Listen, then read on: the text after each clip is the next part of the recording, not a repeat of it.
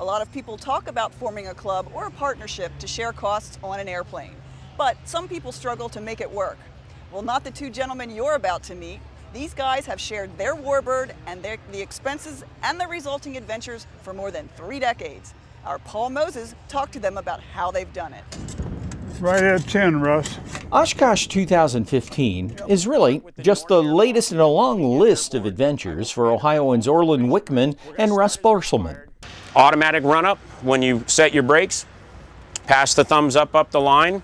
They and their wingmen and women have been practicing for days and are being briefed for formation flight during the warbird portion of the air show.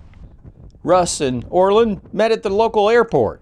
Then, not long after, they bought their T-34, the foundation of a friendship that has lasted more than 3 decades. How? There are people that aren't married that long. Well, we've been very fortunate. 30-some years, and we've never had a mean word between us.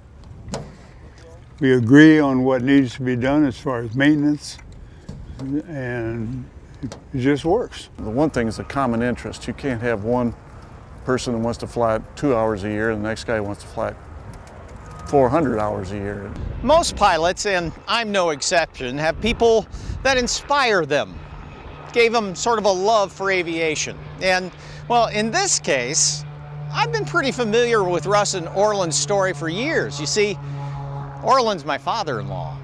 Obviously, a sense of humor helps. You guess what it costs you to own it and operate it, annually, ballpark? We don't really keep track of that.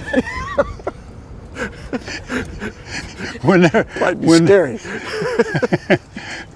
Whenever it's time to pay a bill, we just dig in our pockets and pay it, because if we really thought about it, we'd probably sell it. No, we wouldn't. You're not agreeing. No, that's the first time. He wouldn't sell it either. We'd have a great time. We would continue to have a great time. And we're both fortunate to have spouses that are understanding.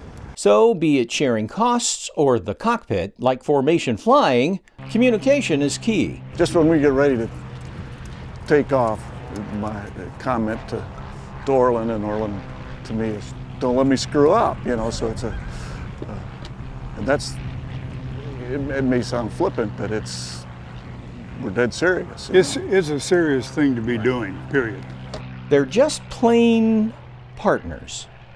Paul Moses, AOPA Live.